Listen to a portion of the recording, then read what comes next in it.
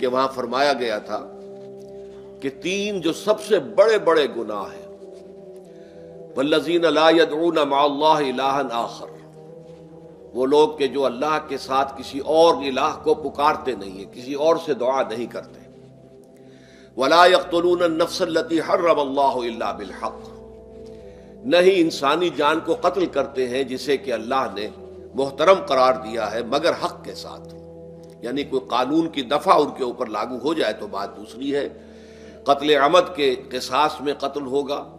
یا یہ کہ زنا اگر شادی شدہ مرد یا عورت کرتے ہیں تو ان کی سزا جو ہے وہ رجم ہے، جو قتل کی ایک بہت ہی شدید شکل ہے، یا مرتد کی سزا قتل ہے، اور یا پھر یہ ہے کہ کافر کو قتل کیا جا سکتا ہے جو حربی ہو، جس کے ساتھ جو جنگ ہے وہ ڈکلیئرڈ ہو۔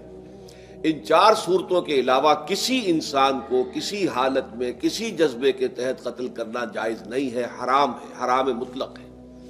یہ ہمارے ہاں جو وہ عزت کے نام پر آنر کلنگز جو ہو رہی ہوتی ہیں، یہ سب کے سب جو ہیں جرم ہے اسلام کی نگاہ میں۔ کسی کو یہ حق حاصل نہیں ہے کہ اس طرح سے اپنے ہاتھ میں قانون کو لے لیں۔ لیکن اس کے بعد فرمایا تھا کہ جو لوگ یہ کام کرتے ہیں تو پھر یہ ہے کہ یلقا اساما، وہ اس کی پاداش بھگت کر رہیں گے۔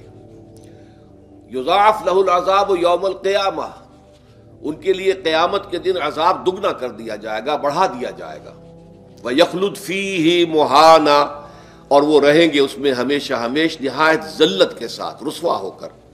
إِلَّا مَن تَابَ وَآمَنَ وَعَمِلَ عَمَلًا صَالِحًا، اس میں استثناء ہے کہ جو توبہ کرے اور تجدید ایمان کرے یا ایمان لائے۔ اگر پہلے کافر تھا تو ایمان لائے گا، اور اگر پہلے مسلمان تھا لیکن یہ کہ یہ گناہ سرزد اس سے ہوا تو گویا کہ ایک طرح کے کفر میں وہ داخل ہو گیا تھا، ایمان حقیقی سے محروم ہو گیا تھا، تو گویا کہ تجدید ایمان کرے۔ الا من تاب وآمن وعمل عملا صالحا، اور پھر اس کا عمل تبدیل ہو جائے، عمل درست ہو جائے، غلط کام کو فی الواقع چھوڑ دے۔ فاولئک یبدل اللہ سیئاتہم حسنات، تو یہ وہ لوگ ہیں کہ اللہ تعالیٰ ان کی برائیوں کو بھلائیوں سے بدل دے گا۔ یہ بات جو ہے بہت بلند ہے، اس میں اللہ تعالیٰ کی طرف سے وعدہ جو ہو رہا ہے کہ فاولئک یبدل اللہ سیئاتہم حسنات وکان اللہ غفورا رحیما ومن تاب وعمل صالحا، پھر دوبارہ تکرار کے ساتھ یہ بات آ چکی ہے، جو توبہ کرے اور پھر عمل اچھا کرے، فإنہ یتوب الی اللہ متابا، تو وہ ہے جو حقیقت میں توبہ کرتا ہے اللہ کی جناب میں جیسے کہ توبہ کرنی چاہیے، عمل میں کوئی تبدیلی نہ ہو، اور توبہ کی تسبیح ہوتی رہے، استغفر اللہ ربی من کل ذنب واتوب الیہ، آپ نے 10 تسبیحیں کر لی، 1000 مرتبہ کہہ لیا، یہ سب زیرو ہے اللہ کی نگاہ میں۔ ذکر کا ثواب مل جائے گا کہ اتنا وقت آپ نے اللہ کا نام لیا ہے، اللہ کا ذکر کیا ہے، اس کا ثواب تو ملے گا، لیکن یہ توبہ نہیں ہے، اس سے کسی گناہ کی معافی کا کوئی سوال نہیں ہوتا، اس سے برائیوں کے بھلائیوں میں بدلنے کا کوئی امکان نہیں ہے، اس سے اس کی سزا سے بچنے کی کوئی سبیل نہیں ہے۔ اب سورہ تحریم میں خاص طور پر ایک خاص جو پس منظر ہے اس کے اعتبار سے یہ آیت آ رہی ہے، یا ایھا الذین آمنوا توبوا الی اللہ توبۃ نصوحا، اے وہ لوگوں جو ایمان لائے ہو، اے ایمان کے مدعیوں، دعوے داروں، توبہ کرو اللہ کی جناب میں، لیکن وہ توبہ خالص ہونی چاہیے، توبۃ نصوحا۔ اس سورہ مبارکہ کے پس منظر کو نوٹ کیجئے تو اس میں ایک خطا اجتہادی کہہ لیجئے حضور سے ہو گئی تھی صلی اللہ علیہ وسلم، اگرچہ وہ خطا جانب خیر میں تھی، اچھے کام کے لیے تھی، برے کام کے لیے نہیں تھی، کہ آپ نے اپنی ازواج مطہرات کی دل جوئی کے لیے ایک شے جو اللہ کی طرف سے آپ کے لیے حلال تھی اس کو استعمال نہ کرنے کی قسم کھا لی، تو اس پر حضور کو روکا گیا، یا ایھا النبی لم تحرم ما احل اللہ لک تبتغی مرضات ازواجک، اے نبی کیوں آپ اپنے اوپر حرام ٹھہراتے ہیں وہ شے جو اللہ نے آپ کے لیے حلال قرار دی ہے؟ کیا آپ اپنی بیویوں کی رضا جوئی کے لیے ایسا کر رہے ہیں؟ واللہ غفور الرحیم، اللہ غفور ہے، رحیم ہے، اللہ نے آپ کی اس خطا سے درگزر کیا ہے، لیکن قد فرض اللہ لکم تحلۃ ایمانکم، اللہ تعالیٰ نے راستہ تمہارے لیے کھول دیا ہوا ہے کہ ایسی قسموں کو کھولا جا سکتا ہے، جس کے لیے کہ سورہ مائدہ کے اندر کفارہ دے دیا گیا۔ تو گویا کہ حضور کو یہاں حکم دیا جا رہا ہے کہ آپ اپنی اس قسم کا کفارہ دیجئے، قسم کا، اور یہ جو قسم ہے اس کو کھول دیجئے۔ نمبر 2 پہ پھر 2 ازواج مطہرات کا معاملہ آیا کہ حضور نے ایک راز کی بات کہی ایک زوجہ محترمہ سے، لیکن انہوں نے وہ راز جو ہے وہ دوسری زوجہ محترمہ کو پہنچا دیا جن میں زیادہ آپس میں قریبی تعلق تھا. تو گویا کہ یہ بھی ایک طرح سے خیانت ہو گئی، اس لیے کہ راز جو ہے وہ تو ایک امانت ہوتا ہے، اور خاص طور پر عائلی زندگی میں میاں بیوی کے درمیان کے جو معاملات ہوتے ہیں وہ تو بہت ہی رازداری پر مبنی ہوتے ہیں. اس لیے ان میں سے کوئی چیز جو ہے جس کو خاص طور پر کہا گیا ہو کہ یہ ایک راز کی بات ہے جو تم سے کہہ رہا ہوں، کسی اور سے کہنا نہیں ہے، تو اس میں جو غلطی ہوئی ہے وہ بھی ایک بڑی غلطی تھی حضرت عائشہ صدیقہ رضی اللہ تعالی عنہا ان کی. تو ان دونوں کے پس منظر میں پھر تیسری بات آئی کہ اہل ایمان اگر تم غافل ہو اپنے اہل و عیال کی طرف سے اس اعتبار سے کہ ان کا کردار کیسا بن رہا ہے، وہ اللہ کے بندے ہیں یا کوئی غلطیاں کر رہے ہیں، خطا کر رہے ہیں، تو دیکھو یہ تم ان کے ساتھ جو ہے وہ محبت نہیں کر رہے، عداوت کر رہے ہو. اس لیے کہ تمہاری اس نرمی، تمہاری اس شفقت اور ان محبت کے اندر اس درجے بڑھ جانا کہ اس میں اللہ تعالیٰ کے جو حرام کردہ امور ہیں ان میں بھی تم ملوث ہو جاؤ، تو یہ گویا کہ در حقیقت تم اپنے آپ سے بھی دشمنی کر رہے ہو اور ان سے بھی دشمنی کر رہے ہو. اپنے آپ سے دشمنی کر رہے ہو کہ تمہاری عاقبت خراب ہوگی، ان سے دشمنی کر رہے ہو کہ ان کی اگر تربیت غلط ہو جائے گی تو گویا کہ وہ جہنم کا نوالا بنیں گے. اب اس تین چیزوں کے پس منظر میں فرمایا جا رہا ہے یا ایھا الذین آمنوا توبوا الی اللہ توبۃ نصوحا، اے ایمان والو، اے ایمان کے دعوے دارو، اللہ کے جناب میں توبہ کرو، لیکن توبہ خالص نصوحا. پہلی بات تو یہ جانیے، میں نے بھی یقیناً پہلے بھی عرض کیا ہوگا لیکن دہرانے میں کوئی حرج نہیں ہے، عربی زبان میں یہ دو الفاظ بہت قریب ہیں، آبا یعوب اوبن اور تابا یتوب توبن یا توبتن. آبا یعوب اوبن بھی ہوتا ہے واپس لوٹنا، لیکن یہ ہے کسی یعنی مادی چیز کی طرف سے واپس لوٹنا. ایک ہے تابا یتوب توبن یا توبتن، وہ کسی فعل سے، معنوی چیز سے پلٹ آنا، لوٹ آنا. چنانچہ ایک بڑی پیاری جو دعا حضور صلی اللہ علیہ وسلم مانگا کرتے تھے، آپ کی مسنون دعاؤں میں سے ہے، جب آپ سفر پر گئے واپس گھر آئے تو گھر میں داخل ہوتے ہوئے آئبونا تائبونا لربنا حامدون، ہم پلٹ کر آ گئے ہیں سفر سے، وطن سے میں پہنچ گئے ہیں، گھر میں داخل ہو رہے ہیں، اور ہم اس حال میں بھی اپنے رب کی جناب میں توبہ بھی کر رہے ہیں، رجوع کر رہے ہیں اللہ کی جناب میں، اور اپنے رب کی حمد کرتے ہوئے داخل ہو رہے ہیں. آئبونا تائبونا لربنا حامدون. اسی طرح آپ بازار جائیں، اس کے بعد اپنے گھر میں داخل ہو تو یہ دعا پڑھیں، تو یہ گویا یہ بہت ہی ایک یوں سمجھیے مبارک، بہت سی اس کے اندر برکات ہوں گی. تو اس میں بھی لفظ آبا یعوب اوبن، تابا یتوب توبن، یہ دونوں کے بہت قریب آ گئے، آئبونا تائبونا لربنا حامدون. توبو الی اللہ، اب الہ کو نوٹ کیجئے، یہ توبہ کا لفظ بھی بہت سے ایسے الفاظ میں سے عربی زبان کے، جیسا کہ اس سے پہلے ہم دیکھ چکے ہیں کہ ایک لفظ ہے رغبہ، رغبہ رغبت جسے اردو میں ہم بولتے ہیں. رغبہ الہ ہوگا تو کسی شے کی طرف رجحان ہونا، اس کی طلب پیدا ہو جانا، اس کی خواہش پیدا ہو جانا. اور رغبہ عن ہوگا تو کسی چیز سے متنفر ہو جانا، دور ہٹ جانا، دور چلے جانا. ورب ایک ہی ہے، پریپوزیشن کی چینج سے بالکل برعکس نتیجہ نکل آیا. ومن رغب عن سنتی فلیس منی، جسے میری سنت پسند نہیں ہے، جو اس سے ہٹتا ہے، پیچھے ہٹتا ہے، اس کو ترک کرتا ہے، اس کا مجھ سے کوئی تعلق نہیں. اسی طرح مالا یمیل و میلن، مالا الہ کسی شے کی طرف مائل ہونا، مالا عن اس شے سے ہٹ جانا، پیچھے ہٹ جانا، نفرت ہو جانا. اسی میں وہ لفظ تھا سا، فقط سقط قلوبکما، تمہارے دل جو ہے وہ تو مائل ہو ہی گئے ہیں. سغا بھی الہ ہوگا تو اس کے معنی کسی شے کی طرف مائل ہو جانا، عن ہوگا تو کسی شے سے متنفر ہو جانا. تو وہاں میں عرض کر چکا تھا لقد سقط قلوبکما،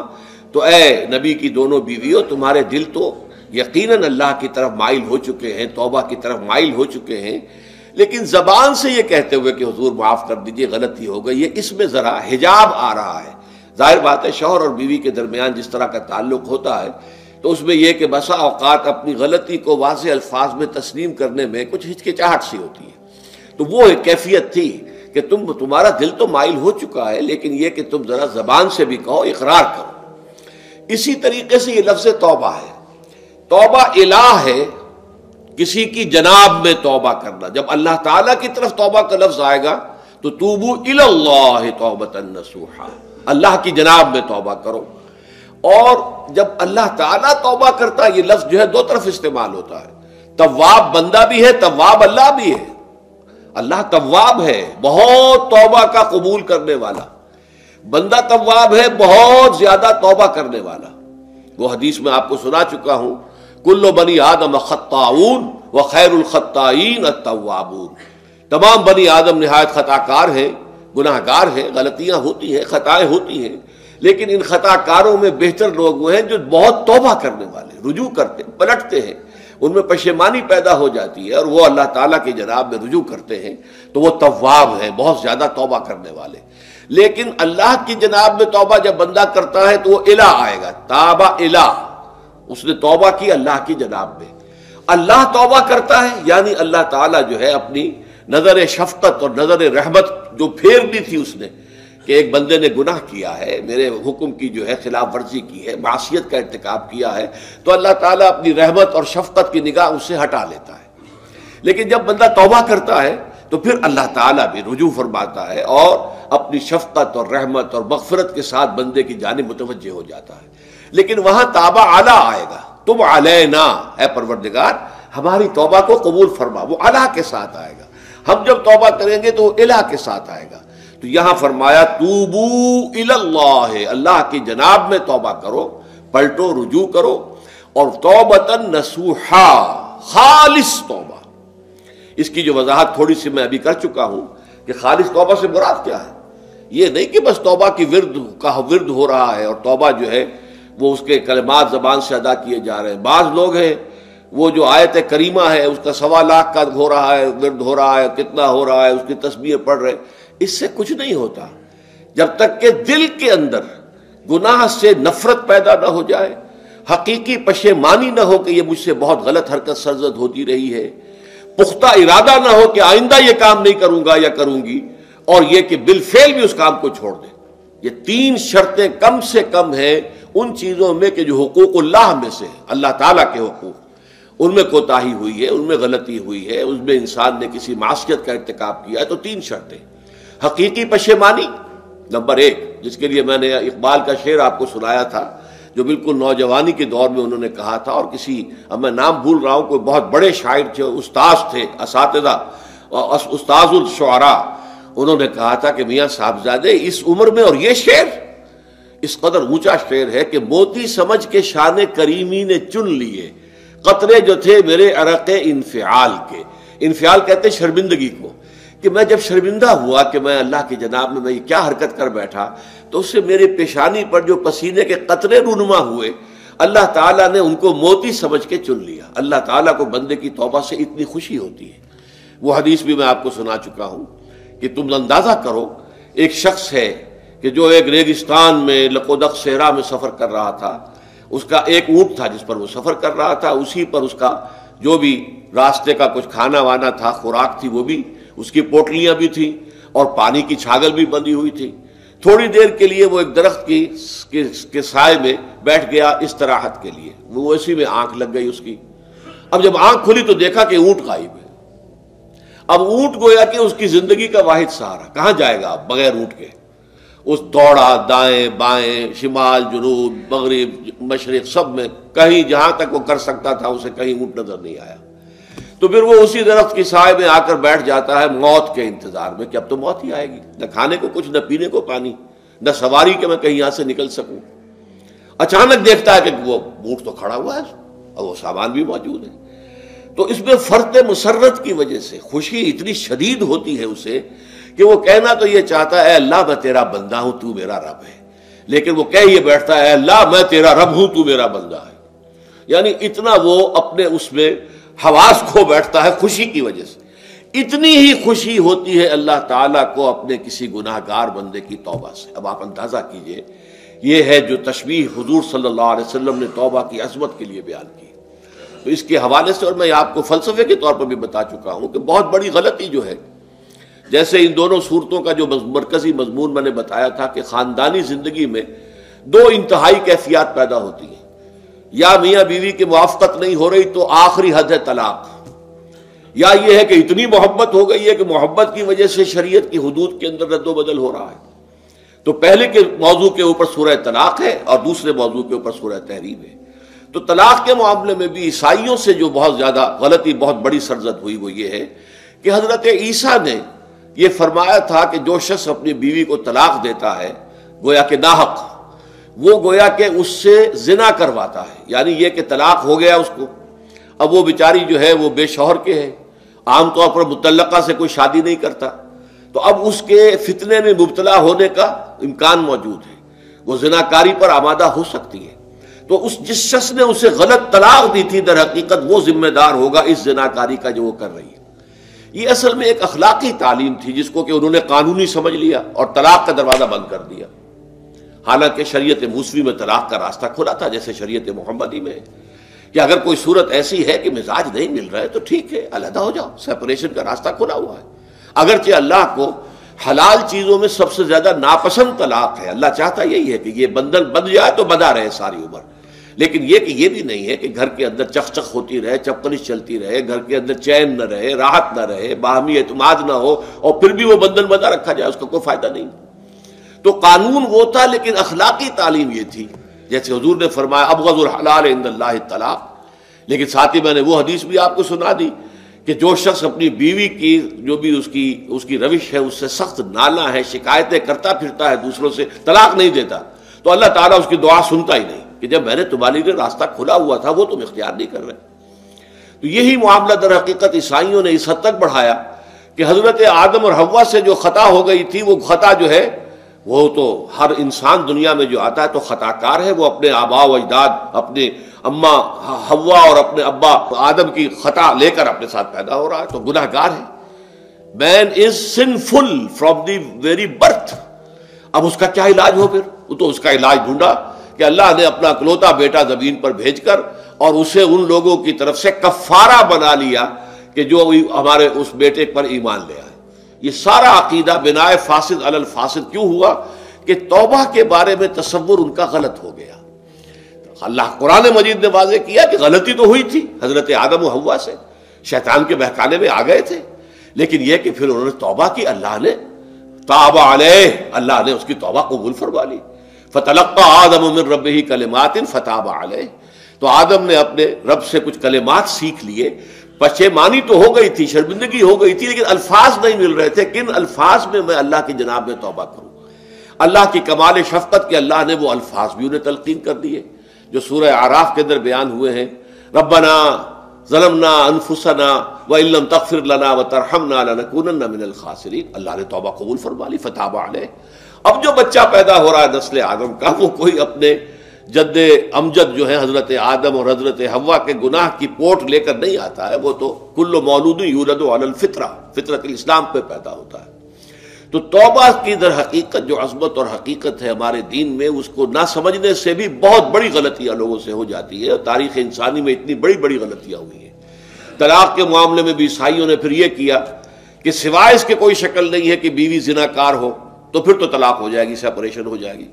لہذا جو طلاق دینا چاہتے تھے وہ ایسے مواقع پیدا کرتے تھے کہ بیوی زنا کرے، یا یہ کہ جھوٹی گواہیاں فراہم کرتے تھے زناکاری کی اور پھر اس سے چھٹکارا حاصل کرتے تھے۔ اس کے بغیر چھٹکارا حاصل کرنے کی کوئی شکل نہیں تھی۔ اس پر بڑے بڑے افسانے جو ہیں وہ مغربی لٹریچر کے اندر آپ کو ملیں گے کہ عورت سے نجات پانے کے لیے انہیں پھر یہ کرنا پڑتا تھا کہ جھوٹے طور پر جھوٹا الزام تہمت لگا کر اس کے اوپر زنا کا الزام ثابت کرے، یا یہ ہے کہ اسے واقعتاً خود ایسے حالات میں ڈال دے کہ وہ زانیہ بن جائے اور پھر اس سے نجات حاصل۔ یہ گویا کہ پھر وہی بناء فاسد علی الفاسد، ایک غلط بات کے اوپر دوسری غلط بات کہی۔ تو توبوا الی اللہ توبۃ نصوحا، توبہ کرو اللہ کی جناب میں جو کہ خالص توبہ ہو۔ خالص توبہ میں 3 شرائط میں نے بیان کر دی کہ اگر اللہ کے حقوق میں معاملے میں کمی بیشی ہوئی ہے تو پھر یہ ہے کہ پشیمانی حقیقی، عزم مصمم دوبارہ نہیں کروں گا نہ کروں گی، اور نمبر 3 یہ کہ ایک مرتبہ اس گناہ کو لازماً چھوڑ دینا۔ اس کے بعد جو ہے اگر یہ حقوق العباد میں سے ہے تو ایک چوتھی اضافی شرط ہے، یا تو اس کی تلافی کرو، اس کا پیسہ مارا تھا تو پیسہ دو، بہن کا حق جو ہے وراثت میں کھایا تھا تو اس کو ادا کرو، یا اس سے معافی حاصل کرو، یا پھر ایک شکل ہو سکتی ہے کہ اگر وہ فوت بھی ہو گیا ہے، اب کوئی شکل نہیں ہے، اس کی طرف سے صدقہ و خیرات کرتے رہو، اللہ یہ میں کر رہا ہوں اس کے حساب میں اس کو جمع کر دے، اور میری جو کوتاہی تھی اس کو معاف فرما دے، اس کو جو ہے وہ ڈیبٹ کریڈٹ ہو جائے گا، ورنہ پھر آخرت میں یہ ہوگا کہ آپ کی نیکیاں اس کے حوالے کی جائیں گی، یا آپ کے پاس نیکیوں کا ذخیرہ بھی کافی نہ ہوا تو اس کے گناہ آپ کے پلڑے میں ڈال دیے جائیں گے۔ اور اسی کو حضور نے فرمایا کہ میری امت کا اصل مفلس وہ ہے۔ آپ نے پوچھا اتدرون من المفلس، آپ لوگ جانتے ہیں کہ مفلس کون ہوتا ہے؟ تو صحابہ نے وہی جواب دیا جو ہم میں سے ہر شخص جواب دے گا، المفلس عندنا من لا درہم لہ ولا دینار، ہمارے نزدیک ہم مفلس اس کو کہتے ہیں جس کے پاس درہم و دینار نہیں ہے، روپیہ پیسہ نہیں ہے۔ حضور نے فرمایا نہیں، میری امت کا مفلس وہ ہوگا جو قیامت کے دن حاضر ہوگا، بہت سی نمازوں کی وہ پنڈ لے کر آئے گا، وہ گٹھڑی لے کر آئے گا، گٹھڑا لے کر آئے گا، اور روزوں کا اور اس کا اور حجوں کا اور عمروں کا، لیکن وقد شتم ھذا واکل مال ھذا، اس نے مال کھایا تھا فلاں کا حرام طریقے سے، فلاں کو گالی دیتی تھی، فلاں پر تہمت لگائی تھی، حقوق العباد کے اندر جو ہے اس کی عزت پر حملہ کیا تھا، وہ سارے مدعی جمع ہو جائیں گے۔ اللہ تعالیٰ کسی سے کہے گا بھائی تم اس کی نمازیں لے جاؤ، کسی سے کہے گا اس کے روزے لے جاؤ، اچھا تم لو حج لے جاؤ، اس کے عمرے لے جاؤ، اس کے بعد بھی مدعی باقی ہوں گے، تو اب مدعیوں کے گناہ اس کے پلڑے میں ڈالے جائیں گے، اور پھر وہ دوسروں کے گناہوں کے بوجھ تلے دب کر جہنم میں جھونک دیا جائے گا۔ تو یہ حقوق العباد کے اندر معاملہ اس سے بھی کہیں زیادہ سخت ہے کہ جو حقوق اللہ کا ہے۔ اللہ تو بڑا غفور ہے، رحیم ہے، اس کے اندر وہ رعایت بھی کرے گا، لیکن حقوق العباد کا معاملہ اللہ کہہ دے گا یہ میرا معاملہ ہے ہی نہیں، یہ تمہارا آپس کا معاملہ ہے، تمہیں اس میں تو جو بھی ہے لین دین کر کے ہی معاملہ چکانا ہوگا، دے دے کر معاملہ ہوگا، اس کے بغیر نہیں۔ تو توبوا الی اللہ توبۃ نصوحا عسى ربکم ان یکفر عنکم سیئاتکم، عین ممکن ہے، عسى اصل میں امید دلانے کے لیے ہوتا ہے، شاید کہ ایسا ہو جائے، لیکن جب اللہ کی طرف سے یہ لفظ آتا ہے تو یہ یقینی معنی، یقینی وعدے، اللہ کا وعدہ ہے، اگر تم یہ توبہ نصوح کرو گے تو اللہ کا وعدہ ہے تم سے کہ وہ تم سے تمہاری برائیوں کو دور کر دے گا۔ یہ تکفیر کے لفظ کو بھی سمجھ لیجئے، کفر کا اصل معنی ہے چھپا دینا، دبا دینا، اسی لیے گناہ کا کفارہ ہوتا ہے۔ آپ سے گناہ ہو گیا، آپ نے کفارہ دے دیا تو گناہ چھپ گیا، دب گیا، اس کے اثرات زائل ہو گئے، وہ آپ کے نامہ اعمال سے اس کو ختم کر دیا جائے گا۔ یہ ہے کفارہ، کفارہ۔ کفار جمع ہے کافر کی، کافر جو ہے وہ حق کو چھپاتا ہے، اللہ کی دعوت جو دی جا رہی ہے اس کو دباتا ہے، تو اس معنی میں وہ کافر ہے، انکار کرتا ہے۔ لیکن یہ کہ ایک کفران نعمت ہے، کسی نے آپ پر احسان کیا ہے اور آپ اس کا احسان نہیں مان رہے، آپ کے لیے دل میں اس کے لیے کوئی احسان بندی کے جذبات پیدا نہیں ہوئے، تشکر کا جذبہ پیدا نہیں، یہ کفران نعمت ہے۔ تو تکفیر کس کو بھی کہتے ہیں؟ تکفیر اسے بھی کہتے ہیں مسلمان امت میں سے کسی کو نکال دینا، اس لیے کہ وہ بنیادی عقائد میں علیحدہ ہو گیا ہے، تو یہ پرجنگ ہے، یہ بھی تکفیر ہے۔ تو تکفیر اعمال کیا ہے؟ کہ برے اعمال کو دھو دے گا تمہارے نامہ اعمال سے، اور نمبر دو تمہارے دامن کردار سے بھی دھو دے گا، جو غلطیاں تمہارے اوپر چلی آ رہی تھی، اتنے عرصے تک تم کرتے رہے ہو، تمہارا کردار جو ہے اس سے مقدر ہو گیا ہے، اس کے اندر جو ہے خرابی پیدا ہو گئی ہے، تو اللہ اس کو بھی دھو دے گا۔ تو دنیا میں بھی تکفیر کا اثر ہوگا کہ انسان کی اصلاح ہو جائے گی، اس کی سیرت و کردار جو ہے صحیح رخ پر آ جائیں گے، اور آخرت میں یہ ہے کہ اس کا جو اعمال نامے میں جو گناہ درج تھا وہ وہاں سے صاف کر دیا جائے گا، محو کر دیا جائے گا۔ یہ تکفیر دو گناہ ہے، اور اس میں جو ہم سورہ الفرقان میں پڑھ کر آئے ہیں وہ اس سے بھی اگلی بات ہے، اولئک یبدل اللہ سیئاتہم حسنات، جہاں گناہ کا اندراج تھا وہاں اب نیکی کا اندراج ہو جائے گا، تمہاری سیرت و کردار میں جو گناہ کا پہلو تھا وہ اب نیکی کے پہلو میں بدل جائے گا۔ یہ تکفیر گویا کہ دنیا میں بھی اور آخرت میں بھی۔ عسیٰ ربکم، امید ہے اور اللہ کا وعدہ ہے کہ وہ تم سے تمہاری برائیوں کو دور کر دے گا۔ مطلب یہ کون انسان ہے جو برائی سے بالکل پاک ہے؟ کل بنی آدم خطاؤن و خیر الخطائین التوابون۔ توبہ کرو، توبہ نصوح کرو، اللہ تعالیٰ دھو دے گا، تمہارے دامن کردار سے بھی داغ اور دھبے صاف کر دے گا، اور تمہارے اعمال نامے سے بھی۔ وَيُدْخِلَكُمْ جَنَّاتٍ تَجْرِي مِن تَحْتِهَا الْأَنْهَارُ، اور تمہیں داخل کرے گا ان باغات میں